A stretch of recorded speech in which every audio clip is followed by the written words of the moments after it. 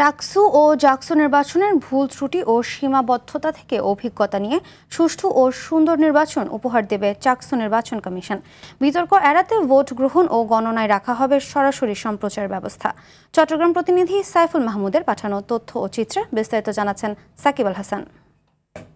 জাহাঙ্গীরনগর বিশ্ববিদ্যালয়ের কেন্দ্রীয় শিক্ষার্থী সংসদ নির্বাচনের অভিজ্ঞতা নিয়ে সাজানো হচ্ছে চাকসু নির্বাচনের পরিকল্পনা। নির্বাচন প্রক্রিয়া স্বচ্ছ রাখতে ভোট গ্রহণ থেকে ভোট গণনা পর্যন্ত প্রতিটি ধাপে কেন্দ্রের বাইরে এলইডি পর্দায় রাখা হবে সরাসরি সম্প্রচার ব্যবস্থা।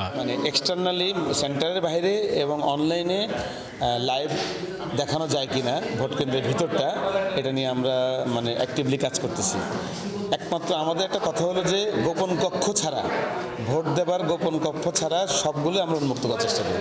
ভোটারদের পক্ষ থেকে আশানুরূপ সাড়া পাচ্ছেন প্রার্থীরা। ডাকসু এবং জাকসুতে আমরা যেটা সম্ভাব্য সমস্যাটা দেখেছিলাম, এটা এখনো পর্যন্ত চট্টগ্রাম বিশ্ববিদ্যালয়ে দৃশ্যমান হচ্ছে না, কিন্তু আগামীতে হতেও পারে। অনিরাপদ অবস্থা আমাদের চাকসুতে দেখতে চাই না, যার কারণে আমরা নির্বাচন কমিশন অফিসারের সাথে সবসময় হালনাগাদ আছি, কথা বলছি। হল ভিত্তিক ভোট কেন্দ্রের পরিবর্তে ভোট কেন্দ্র করা হবে অনুষদ ভিত্তিক। ভোট গণনার বিষয় আছে, আইন শৃঙ্খলার বিষয় আছে, ব্যালটের বিষয় আছে, ব্যালটের স্বচ্ছতার বিষয় আছে, সর্টিংয়ের বিষয় আছে। শিক্ষার্থী বা প্রার্থীদের আস্থার জায়গা তৈরি করার জন্য আমরা চেষ্টা করছি।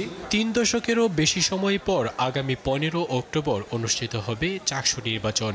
নির্বাচনে 14টি ভোট কেন্দ্রে ভোটে নামবেন 27,634 শিক্ষার্থী।